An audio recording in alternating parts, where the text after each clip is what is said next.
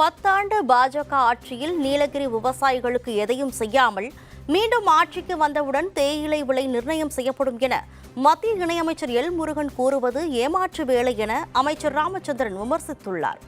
நீலகிரி மாவட்டம் உதகை ஊராட்சி ஒன்றியம் கூக்கல், கக்குச்சி, எப்பநாடு ஊராட்சிக்கு உட்பட்ட பகுதிகளில் முடிவுற்ற 10 கோடிக்கு மேலான பல்வேறு வளர்ச்சித் திட்டப் பணிகளை சுற்றுலாத்துறை அமைச்சர் ராமச்சந்திரன் பொதுமக்களின் பயன்பாட்டிற்கு திறந்து வைத்தார்.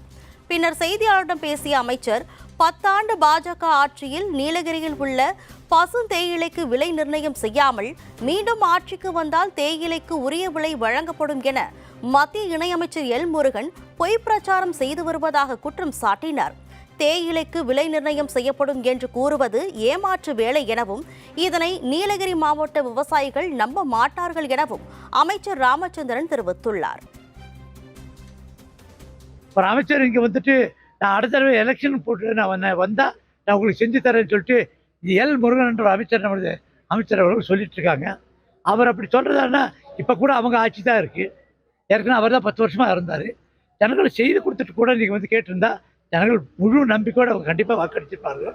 இன்றைக்கி ஒன்றும் செய்யாமல் இப்போ செஞ்சு தரேன்னு சொல்லாமல் இப்போ வந்து நீங்கள் வந்து இது பண்ணுங்க, எனக்கு ஓட்டு போடுங்க பண்ணோன்னு சொல்லிட்டு ஓட்டு கேட்கறதுக்காக வந்துட்டு இருக்காரு தவிர அவர் ஒன்றும் மக்களுக்கு சர்வீஸ் பண்ணுறேன் அப்படின்ற நிலைமையை காணோம்.